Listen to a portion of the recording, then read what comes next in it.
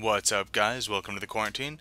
I'm your host, Wolf, and today we're going to take a look at SUPERHOT, developed and published by SUPERHOT Team, available on Xbox One, Windows, Linux, and Mac-based PCs, available through Steam. SUPERHOT is a first-person shooter with a twist where everything moves incredibly slowly until you begin to move, and then everything is real time. So if you move, real time, you stop, everything is incredibly slow and allows you to calculate what you're going to do. So rather than relying on action, it's more of a first-person puzzle game. It originally was developed in 2013 as part of the 7-day FPS challenge, in which teams are given a week to develop and complete functional prototype games. The review for SUPERHOT, unfortunately, is not going to be a long one, and it's going to be a difficult game to review, and I don't mean that in a bad way by any means. When you first start SUPERHOT and launch the story mode, you begin a fake chat where you can literally just wiggle your mouse and then click it when it says enter and it'll type out for you.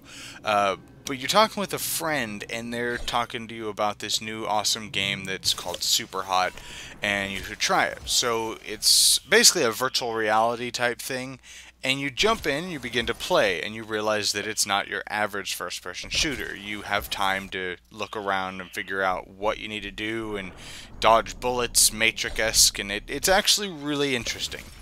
The game, however, while playing, does tend to get a little repetitive, but not really in a bad way either. Because it is a puzzle game, you're doing the exact same thing every round, it's just you're making use of the materials given to you and the situation you're put in. So a mission will start, and you will see the enemies, which are generally bright red guys, and you have to kill them. Generally is what your task is. There's a few others, but I won't discuss those due to story parts. But you'll generally get a gun or a melee weapon. There's 3 guns, 2 melee weapons, and then a plethora of crap to pick up and throw at people that don't actually kill them, like ashtrays, liquor bottles, stuff like that. But you use all of these resources in order to kill all the bad guys in the game. And you'll continue to do this from level to level. And it gets, of course, increasingly more difficult and reveals more and more of the plot. And it's going to take, I don't know, about 2 hours to actually complete. And I've been hearing about a lot of people complain that it's about a $25 game for 2 hours, maybe 2.5 hours of gameplay. So when you take that into consideration, you're paying about $12.50 an hour to play this game. And I totally understand, and to an extent, I kind of agree. However, the way the game was designed was to replay the game. The story mode is very short, and it's definitely not the focus of the game. However, I do have to say it is the most innovative game. No. The game is meant to be replayed over and over and over again, and not just the story. The gameplay you're seeing above are the challenges, where you could do katana-only runs, and pistol-only runs, and rifle-only runs, and shotgun-only runs, and melee-only runs, and no hot seating or whatever it's called runs, and real-time runs, and knowing this, and different factors playing in, and it allows you to replay it as speed runs, and so there's a lot more to the game. The story mode is a very, very, very small portion of the game. So if that's not your cup of tea, don't bother with SUPERHOT. But if you are a person that does like to go and replay and try to better your score and go, okay, well, I actually beat this and it took me 14 in-game seconds, I think I can get that down to 3 and keep trying over and over and over and over again, then this is the game for you. On top of that, there's an in-game editor, so if you do a spectacular run, I think I have one somewhere of me diving off of a window, cleaving a guy in half, turning around, throwing my sword, grabbing his gun, flipping around, shooting 2 guys, throwing my gun at another one, jumping over a car, grabbing a shotgun, and blasting another one away. You can string all that together without the super hot playing over and over again, and it allows you to actually watch it and enjoy it. So that's a really neat feature. You can post it to this kind of in-game. I haven't actually tested this part out yet, but I guess there's an in-game like Twitter type thing. I don't remember what it's called. but you could post it onto that as well.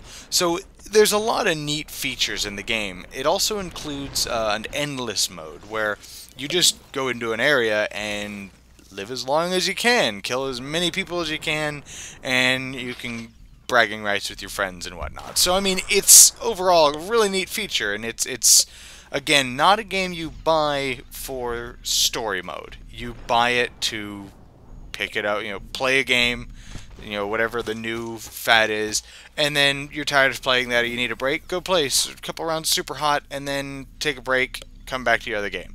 That's what SUPERHOT's for. The visuals of SUPERHOT, as you can tell, is a very minimalistic approach, and I have to say I really like that. There's never a point in the game where you're not sure where you're going, or who the bad guy is, or what you're supposed to be killing, or where guns are, or where something you could pick up is. It's very minimalistic, and I have to say it works great. I think anything other than the minimalistic approach would have looked terrible. With that said, however, the animations, while you're playing, aren't bad at all. But when you watch the replay, it's very choppy and it doesn't feel very fluid. The reason for that is the way the system works, and I totally understand, but it doesn't change the fact that that's kind of a minor gripe anyways. The audio in SUPERHOT is minimalistic as well, and not really in a good way. The only sounds that are actually in the game are, of course, the gunshots and the noise shit makes when you throw it at somebody and it shatters on their face. That's really the only audio. There's like the click noises when messages appear on the screen. The game would have severely benefited from like Hotline Miami style music to fit the theme, or maybe some rock or something, but it's dead quiet, and that really bothered me. I don't know. I'm not one for audio in a game. If it's bad audio, I'll definitely notice it, and it could ruin a game. If it's good or decent audio, I'm generally not going to notice it, and I know a lot of people do. I don't. If it's good, then it did its job, and it set a tone, but it's not something that's really going to stand out to me. SUPERHOT's definitely did, because there isn't any. The controls in SUPERHOT are, fairly good. I didn't have any problems with them. I played on keyboard and mouse. Apparently you can play with a peasant pad, and I can't imagine why it wouldn't work because of the... you don't have to be precise in the game. You don't need the twitch reflexes of Call of Duty or anything, because it is, at its core, a first-person puzzle game. Think, Portal, but, of course, completely different. The only buttons that are actually used in the game are WASD, left and right mouse button, E, and the spacebar. That's really it, so, really there's nothing to say about controls. They work, they're functional, they're not overly complicated. It works. There's nothing else to say. In closing, do I recommend SUPERHOT? In short, yes, with a caveat. If you're the kind of person, which, honestly, me, I'm exactly this person. If you play through this game's storyline, because that's what motivates you the most in a game, you beat the game story, and then you probably never touch the game again, this probably isn't the game for you. However, again, I'm that person.